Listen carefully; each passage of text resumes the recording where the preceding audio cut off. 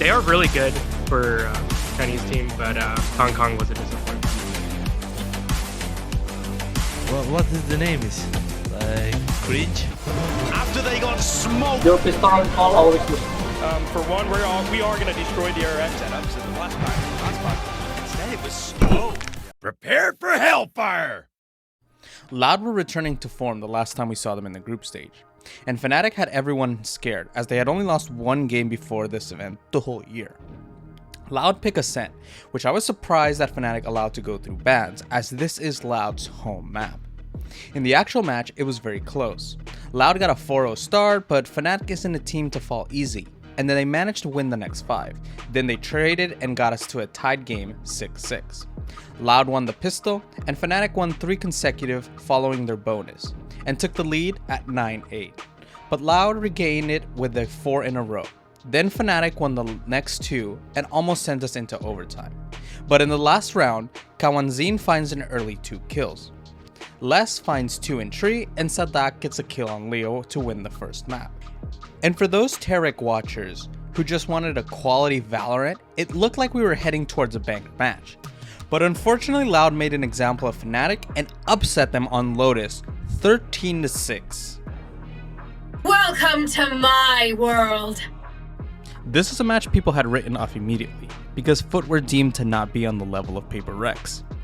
And to be fair, they were not. Foot showed an incredible form on the defensive side of Ascent, dropping only 4 rounds in the first half. But Paperx showed their true form on the defense, winning 4 in a row, then 5 in a row to take the lead at 12-9. And after losing only 1 round, they closed it with a something 3k. On Pearl, we got the same tale as the Fnatic game. Foot were no match for Paperx, as on the attack side they only dropped 1 round. On the defense, Paperx won the initial pistol round, but Foot's anti-eco netted them an extra 3 rounds. But in round 17, Paperx won and set Foot to the lower bracket, where they would have to play Fnatic. Scatter. China has proven to be a great region, but are they good enough to play against the gatekeepers of great Valorant, DRX? People thought so, and if you were a betting man and had money on BiliBili gaming, then you were a happy man on the first half of Lotus. 10-2 made you smile ear to ear, but DRX were not done with the upper bracket just yet. 2 turned into 4, 4 turned into 8, 8 turned into 10, and suddenly it was like BiliBili was no longer gaming. 10-10 and all the BiliBili believers were nowhere to be seen. DRX were like a monster truck. Nothing was stopping them, and they made an incredible comeback to win the map. On Haven, for the first 7 rounds, it looks like we were going to have another DRX run through, but BiliBili picked it up and won 5 in a row to close the half. On the attack side, they tied it up, but DRX adjusted and were able to win 6 out of the 8 rounds to send BiliBili to the lower bracket. You should run! The matchup that everyone was looking forward to, Evil Geniuses versus Edward Gaming. And wow, did Edward game the first map. We got another map where the score was 7-1 to start, but EG managed to win 4 out of the last 5. Then, in the second half, EG made a comeback and sent the game into overtime, but Smodgy and Kankang did not let them steal the map from them. On Ascent, EG flexed their muscle and only dropped 5 rounds to EDG. No one on EDG had a positive KD. EG truly looked like evil geniuses, and unfortunately, it was a mirror match story for Pearl, with another 13-5 score sending EDG to the lower bracket to face their Chinese brothers in BiliBili Gaming. I know exactly where you are. Oh boy, was this not what Foot was expecting. The worst part is that Foot knew that they were not favored to win this. Fnatic is that scary to some teams. To be fair, it doesn't help that in the interview they chose to highlight in the question that they had never beat Fnatic. Yeah, this was the last dance, not the Michael Jordan type though. Let's say one thing, last dance. Fnatic showed why EMEA is truly a one-team region and destroyed Foot on split 13-5. On Haven, it looked more competitive with a 7-5 lead, but Fnatic on defense almost didn't miss a beat, only losing 2 rounds and eliminating Foot. Foot put up a better showing than anyone anticipated this whole season. They don't have clout or crazy and flashy plays, but they are fundamentally sound as a team. They're in a weird spot, as if they drop anyone, it might mess with their existing team chemistry, but if they don't do anything, they might not improve. The offseason will be interesting for this team. Nowhere to run! The two Chinese teams facing up against each other in the lower bracket was not what I was expecting. When EDG was coming in, Kankang was not looking happy or excited. Everyone thought that it might have been due to losing to Evil Geniuses, but we would find out his reasoning after the match. EDG on Bind looked incredible, with a 10-2 half, which led into a 13-4 finish. Split was a completely different story though. BiliBili Gaming dominated the defense, and EDG only managed to get 4 rounds. EDG won the pistol, but traded rounds with the next 2 going to BLG.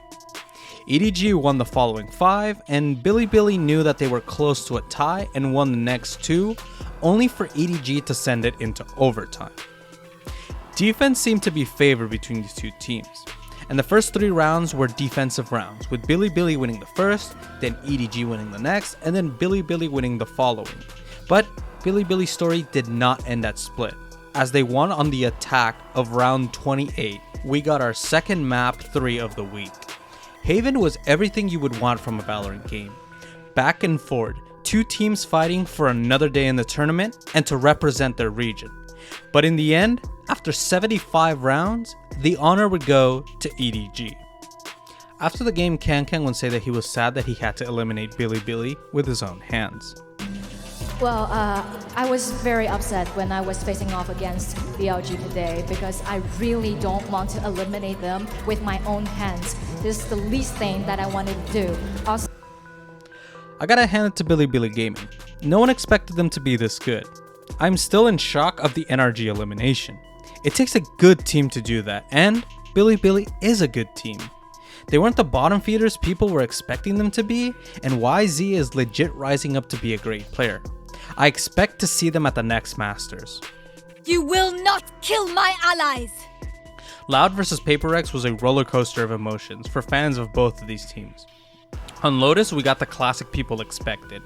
Loud were in 5th gear, getting ready to win the map, but something showed that he has what it takes to take this team from 3rd place to championship level. Dude dropped 31 kills and carried the game to overtime for a map win.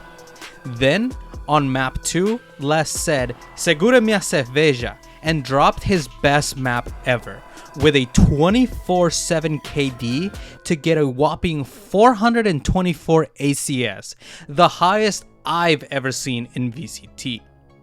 I know I dog Les for being a bit of a drama queen, but when you're dropping GOAT numbers like this, it's hard to argue with the man.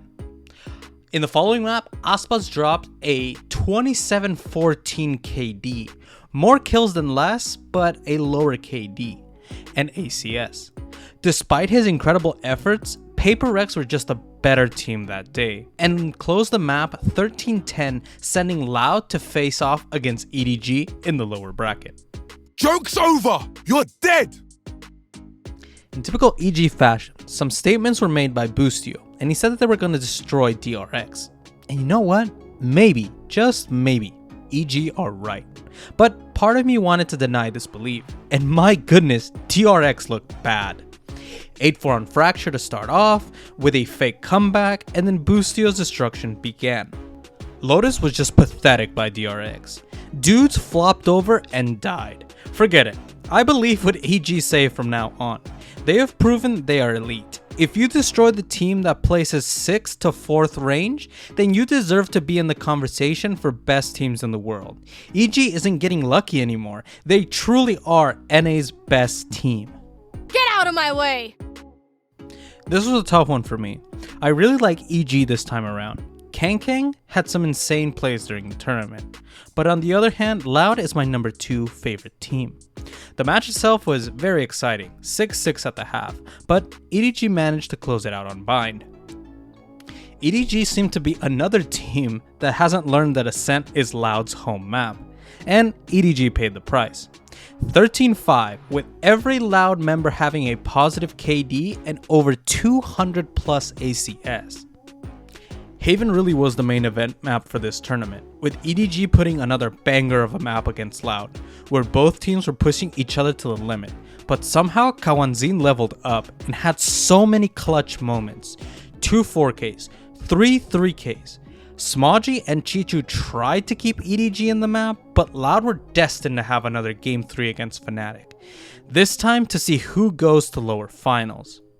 After the match, Sadak would address LATAM and say that the Brazilians were out there to represent both Latin America and Brazil. Truly a captain anyone would want to have. Viva la raza. Unas últimas palabras. LATAM top 4 muchachos, estamos acá representando. Tienen Latinoamérica en el top 4 mundial, no se preocupe, vamos a dar nuestro mejor y eso. Muchas gracias por el apoyo, les mando un beso enorme. EDG have become crowd favorites no matter where they go. I see the improvements that they have made from tournament to tournament. And if there's ever a story to tell, it must be that EDG should win Master Shanghai. That would be the greatest story. They will cower! The last match until we head into the greatest stage at the Kia Forum. If there ever was a time for the best version of DRX to show up, it had to be this game. They were looking for a 4th place or higher placement, mostly to prove that they don't need roster changes, and the other one to finally bring the trophy to Korea. On Bind, they put on a masterclass, 13-1 on a historic map for this team. A map that would have crushed the spirits of any other team facing them. But this is Fnatic we're talking about. The team that came back from a 2-11 losing streak against Loud. And boy did they want that revenge match against Loud. Haven at half was 6-6, and then they only dropped 3 rounds on defense, and suddenly, we are in map 3, Split. By round 6, I'm like the bad guy from Speed Racer screaming, "Stop them!" because there's no way Fnatic returned from the worst map in the entire tournament. DRX, you guys are in the same spot as last year. You are good enough to beat most teams, but not good enough to beat the top 3 to 5 teams in the world. Loud, EG, Fnatic, and Paperx are the final 4 teams remaining. Every single one of these teams is fighting for a different reason. Loud to defend the Champions trophy and be the first back-to-back Champions winner. EG to have the greatest comeback story of any organization. Paperx to win their first trophy and win before Jing has to enlist for the military service. And Fnatic to prove that they're the greatest roster of all time and sweep the entire VCT 2023 tournaments. Only one will realize this dream and become the 2023 Valorant Champions. Thank you for watching my content throughout the VCT season. We went from making music videos and memes to talking about Valorant tournaments and drama. I want to thank everyone who has subscribed, liked, shared, or even just watched my videos. I couldn't do this without your support. This isn't the end, but the content may become more scarce as the offseason starts and roster mania takes place. But also because I was spending most of my energy trying to finish my bachelor's degree. If you enjoy my content, as always, drop me a subscribe and a like. It helps out the channel a lot, and I should be back next week to recap the final 4 games of the event and talk about the new map. Until then, thank you for watching and have a nice day.